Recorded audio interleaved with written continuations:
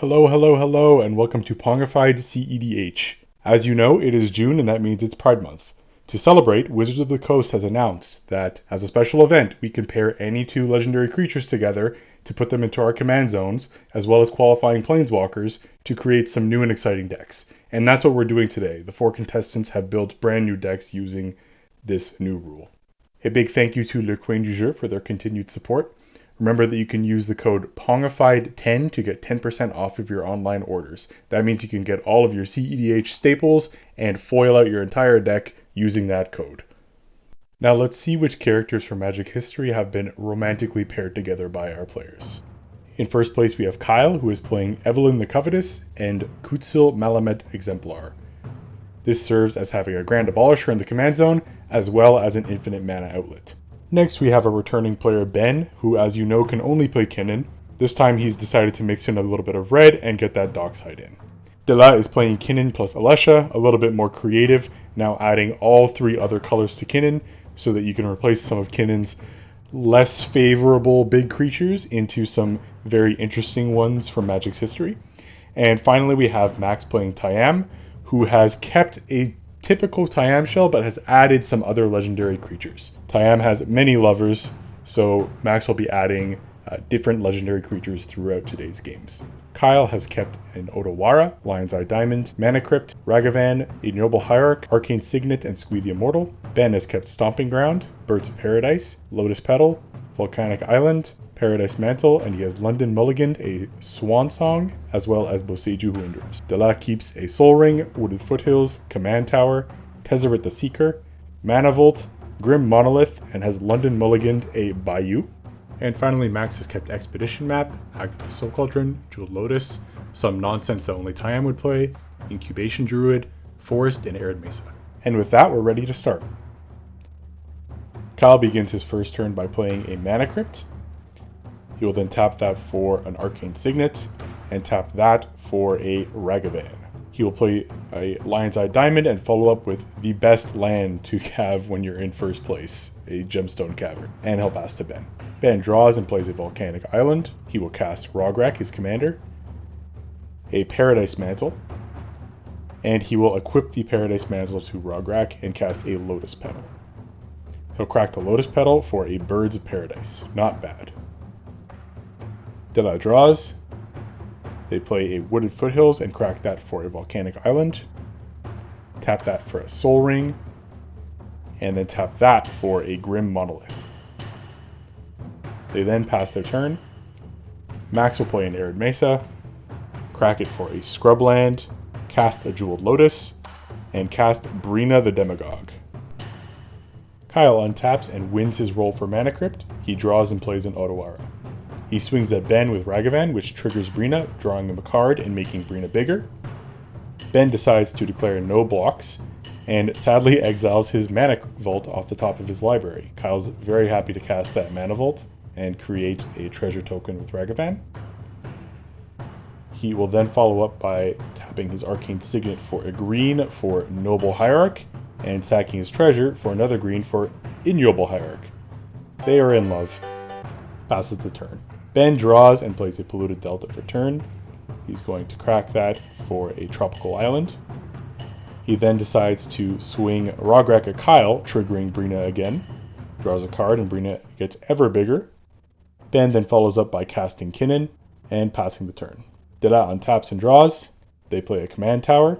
They cast their own Kinnan and follow that up with an Arcane Signet, making excess mana off the Soul Ring, used to cast a Mana Vault. Right away, that is enough mana for a Tezzeret the Seeker.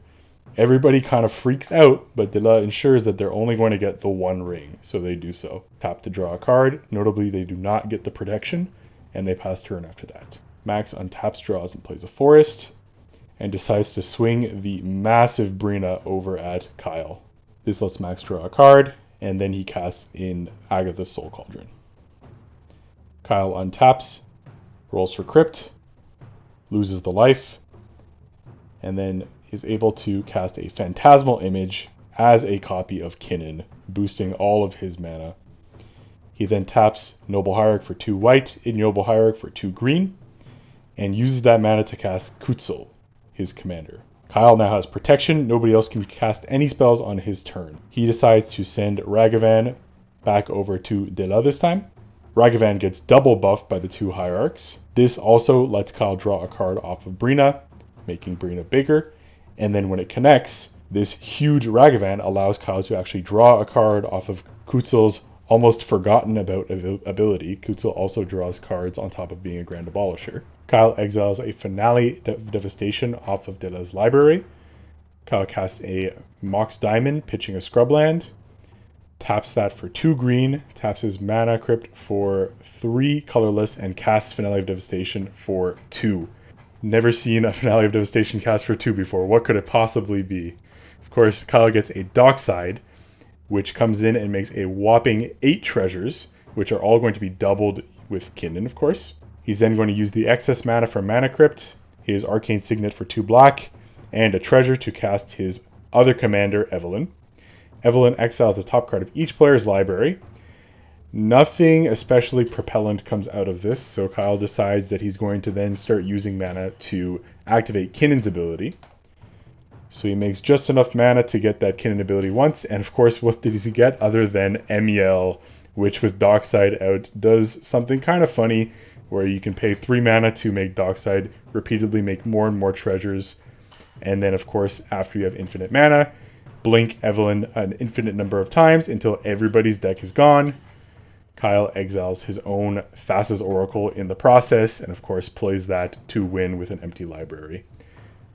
Turns out that 5-color commander decks with Grand Abolisher in the command zone are pretty darn good. The rest of the table laments, as they had board removal but could not do anything about it because of Kutzel. Since that was short and sweet, we can get into game 2. The only difference to note is that Max is changing Tyam's partner, so of course Tyam, being in an open relationship here, has decided to take Rishkar out on a date tonight. Kyle is keeping a hand of Esper Sentinel, Dauthi Voidwalker, An Offer You Can't Refuse, Verdant Catacombs, Exotic Orchard, and has London mulliganed a Gemstone Caverns and Thassa's Oracle. Ben is keeping a hand of Transmute Artifact, Command Tower, Mana Crypt, Soul Ring, Mox Opal, Arid Mesa, and Chrome Mox. Dela is keeping a hand of Bayou, Force of Negation, Vampiric Tutor, Fabricate, An Offer You Can't Refuse, Cyclonic Rift, and Tarnished Citadel. Max is keeping a hand of Incubation Druid, Vampiric Tutor, Urza Saga, Plains, Verdant Catacombs, Leyline of Abundance, and finally has London mulliganed an Overgrown Tomb. Max has a pre-game action. It is a Leyline of Abundance. Kyle draws to start the game off, plays a Verdant Catacombs, which he cracks right away into a Scrubland, using a white to pay for Esper Sentinel. On that, he will pass. Ben draws, plays an Arid Mesa, cracks that for a Volcanic Island, and then casts a Mana Crypt. He will not pay for the Esper Sentinel, so Kyle will draw. He will then play a Mox Opal, tap his Mana Crypt for a Soul Ring, follow that up by casting Kinnan, and then remembering that Rograk is also there and casting him as well. Then he will pass.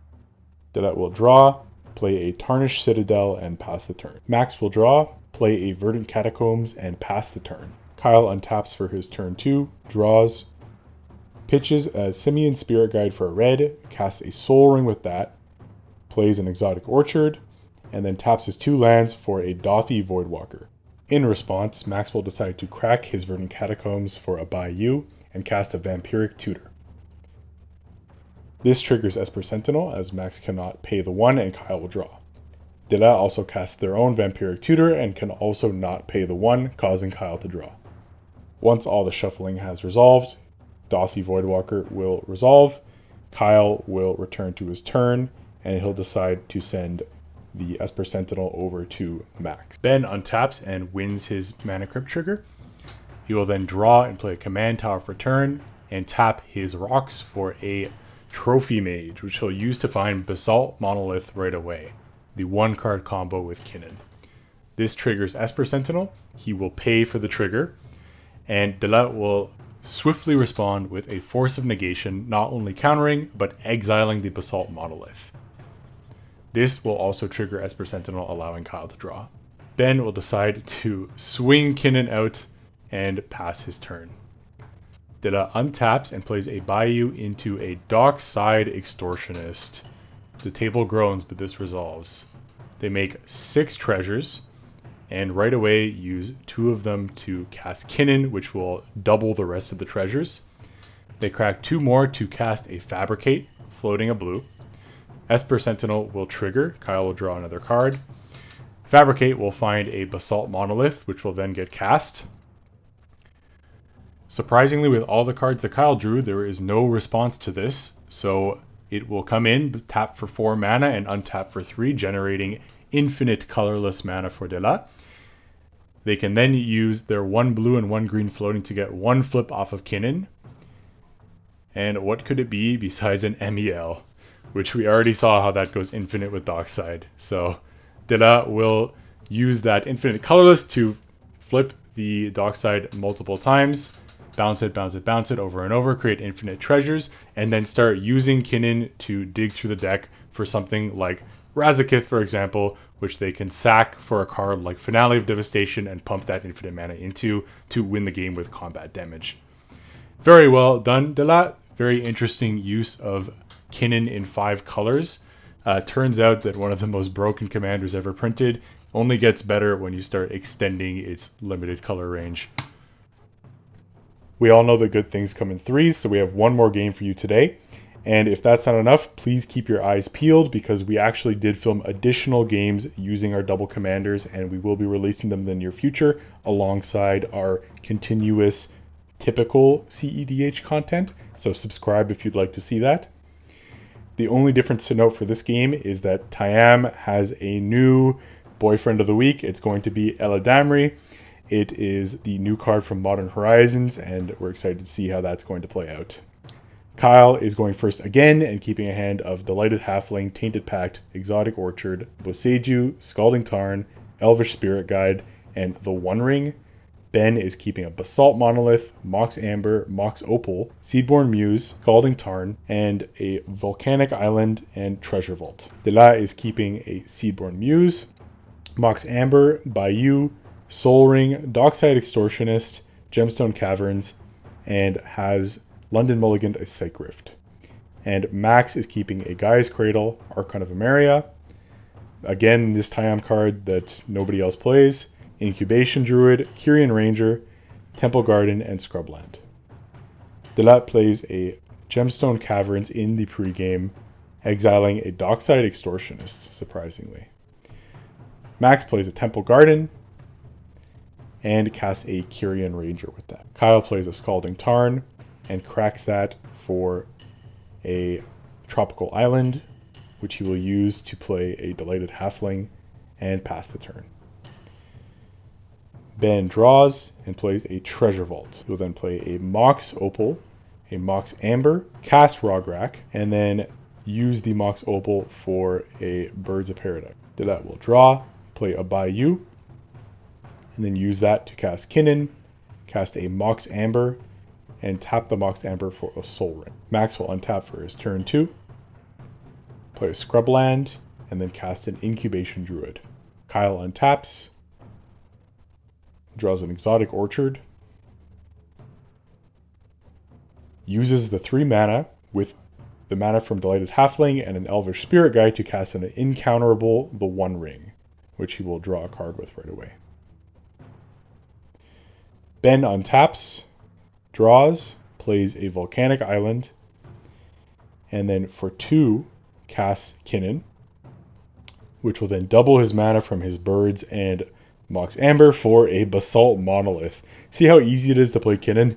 He will make infinite mana because nobody had any interaction for this, which he will then pour into his Treasure Vault, which then makes infinite treasures, which will tap for infinite colored mana. The infinite treasures elegantly represented by a mountain of dice here. He will then start cracking Kinnan indiscriminately until he gets Temur Sabertooth into play, as well as Atali. He can then bounce Atali up and down, recast Atali an infinite number of times, exiling every card from everybody's deck. This allows him to eventually get the Thassa's Oracle out of Kyle's deck and a clone. Now keep in mind he can't sequence this, so he did it cleverly where he took the clone out and then was able to use Temur Sabertooth at the very end when he has no deck to bounce the clone and put it back in. Congrats to Ben for the win. That was quite a creative way to finish it off as well. Thank you for watching today, and thank you for continuing to support us. I hope this adequately showcased the power of love. You can see that combining legendary creatures together is very, very busted, and we love that here at Pongified CEDH. I'm very happy to celebrate Pride Month, very proud of the community, and finally just want to give a shout out to Le Coin du Jeu again for always supporting us and sponsoring us. Thank you so much, and I hope you have a great day.